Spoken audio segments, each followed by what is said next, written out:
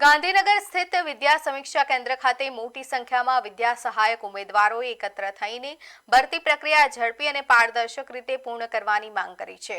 ઉમેદવારોના જણાવ્યા અનુસાર ભરતી સમયસર ના થવાના કારણે તેમનો કિંમતી સમય બગડી રહ્યો છે।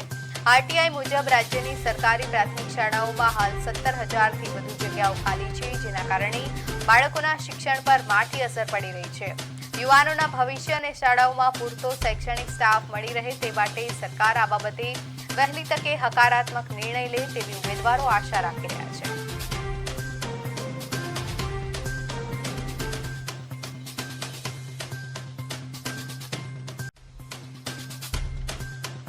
ભરતી 2023માં પરીક્ષા લઈ અને 2024માં એની ભરતી થઈ હતી, એના પછી થઈ નથી અને આરટીઆઈ પ્રમાણે 17,000 પ્લસ હજુ પ્રાથમિક શિક્ષણમાં 1 થી 5માં જગ્યાઓ ખાલી છે। બરાબર, તો અમારો એક જ મુદ્દો છે, ભરતી પ્રક્રિયાને વેગ આપવામાં આવે। જ્ઞાન સહાયક અત્યારે મૂકશે, વર્ગખંડ ખાલી ના રહે, એના માટે એમનું અમે સમર્થન પણ કરીએ છીએ, પણ ભરતી પ્રક્રિયાને વેગ આપી અને આ બધા જે ઉમેદવારોને આશ્વસ્ત કરવામાં આવે કે તમારી ભરતી જે છે એ એના ટ્રેક ઉપર ચાલી રહી છે અને વેગથી પૂરી થશે।